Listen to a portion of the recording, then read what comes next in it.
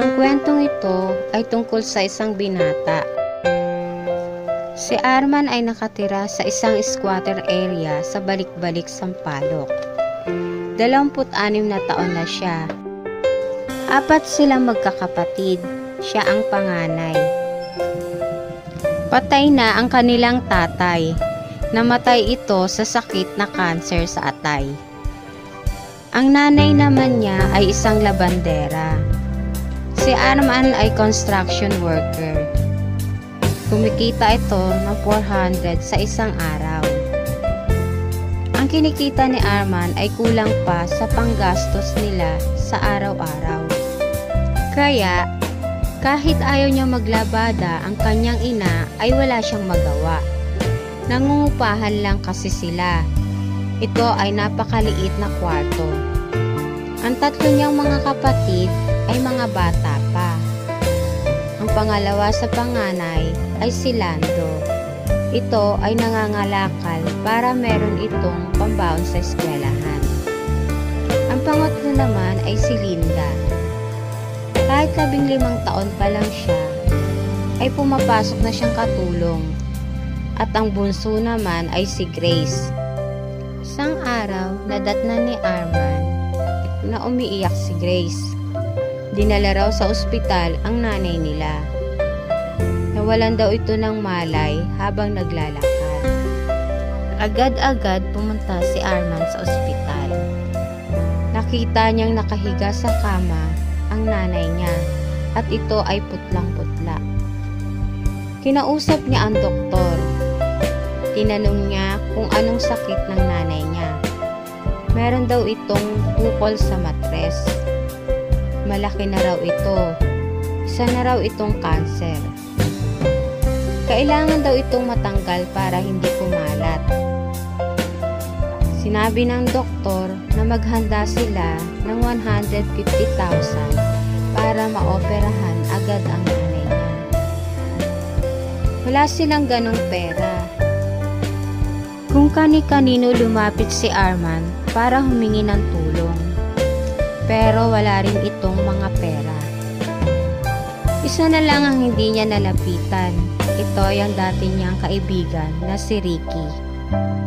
Isa itong pusakal na magnanakaw at isang kidnapper. Simula kasi na nalaman ng mga magulang niya na nakikipagkaibigan siya kay Ricky, ay pinagalitan siya. Masamang impluwensya raw ito. Nung nabubuhay pa ang kanyang ama noon, ay lagi na itong sinasabi na kahit mahirap ang kanilang buhay, ay huwag gumawa ng masama. Nakita niya si Ricky na kumakain sa lugawan. Nilapitan niya ito. Pare, baka naman may pera ka. Pautang naman ako. Sinabi ni Ricky na wala siyang pera. Pero meron daw siyang alam na pwede nilang pagkaperahan. Inalok siya ni Ricky na kidnapin nila ang babaeng anak ng isang negosyante. Ito ay si Ara, nag-iisang anak na babae. Si Ara ay edad 22. Dumadaan ang kotse nito tuwing alas 8 ng gabi. Nag-isip si Arman at pumayag na rin siya. Isang beses na naman daw niya itong gagawin. Makakuha lang siya ng pampaopera sa nanay niya. Kinabukasan ng gabi ay ginawa na nilang dukutin si Ara. Nagkunwari si Arman na nasagasaan ni Ara. Nagulat si Ara. Bumaba ito sa kanyang kotse. Bigla itong nilapitan ni Ricky at pinaamoy ng pampatulog. Sinakay nila si Ara sa kotse at ito ay dinalas sa bakanting building sa Santa Mesa. Nilagyan nila ng packing tape ang bunganga ni Ara at tinali ang kamay at paa nito. At nang magising na si Ara, ito ay takot na takot. Naglabas ng cellphone si Ricky. Sinabi niya kay Ara na tawagan niya ang kanyang mga magulang. Sabihin niya na kinidnap siya.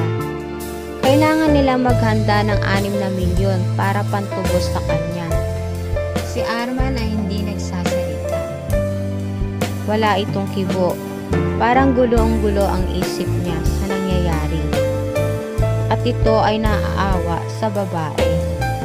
Takot na kinuha ni Ara ang cellphone at kinausap niya ang kanyang mga magulang. Inagaw ni Ricky ang cellphone at kinausap ang mga magulang ni Ara. Sinabi niya na kailangan magbigay ng pera sa loob ng 3 araw. Kung hindi daw ay papatayin nila si Ara. Takot na takot ang mga magulang ni Ara.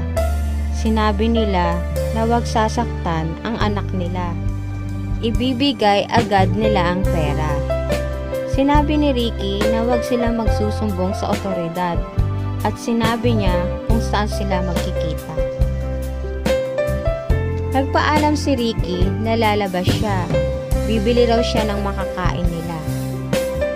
Lumapit si Arman kay Ara. Kinausap niya ito. Nang hingi siya rito ng sorry. Sinabi niya na ngayon lang niya ito ginawa. Nasa ospital kasi ang nanay niya. Kailangan itong operahan. May cancer kasi ito sa mattress. Nakita ni Ara na umiiyak si Arman. Naawa siya dito. Hindi naman pala ito masamang tao. Napilitan lang itong gumawa ng masama dahil sa hirap ng buhay. Dumating si Ricky na may dalang pagkain. Kumuha si Arman ng pagkain at ibinigay kay Ara. Tinanggal niya ang packing tape sa bunganga ni Ara at tinanggal niya ang tali sa kamay. Nagsisigaw si Ara. Sumisigaw siya ng tulong-tulong. Biglang lumapit si Ricky at sinikmuraan siya. Nagalit si Arman. Tinulak niya si Ricky. Bakit kailangan mo siyang saktan? Ang sabi ni Arman. Iyak nang iyak si Ara. Kisnausap ni Arman si Ricky. Pakawalan na lang natin siya. Nagalit si Ricky. Pag pinakawalan daw nila ang babae, ay makukulong pa rin sila. Lalo na't namukaan na sila nito.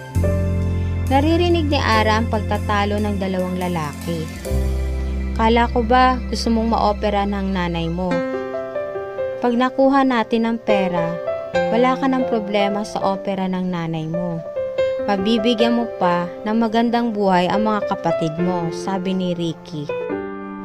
Naisip ni Arman na sana bago niya ito ginawa ay nag-isip muna siya ng 10 beses. Inisip niya daw sana kung ano ang kahihinatnan nito. Sobrang nagsisisi na ako. Baka pag nalaman ito ng nanay at mga kapatid ko ay itakwil ako.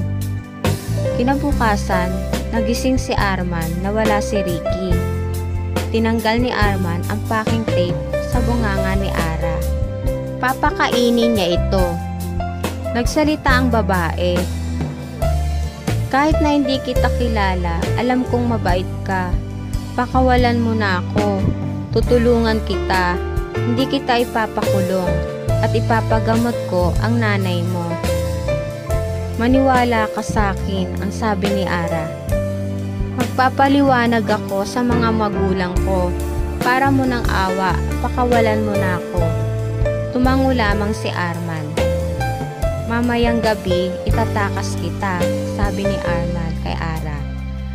Dumating na si Ricky. Nadatnan niyang kumakain si Ara. Si Arman naman ay nakaupo sa isang sulok, hindi kumikibo.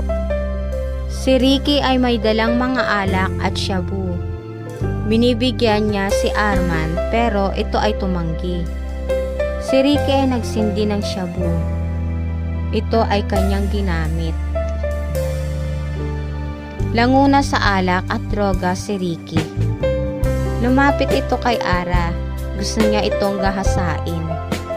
Sinuntok ito ni Arman. Galit na galit si Ricky. Pinalo niya si Arman ng bote ng alak. Takot na takot si Ara. Umaagos na ang dugo sa ulo ni Arman. Nakuha ni Arman ang upuan at ito ay pinalo kay Ricky.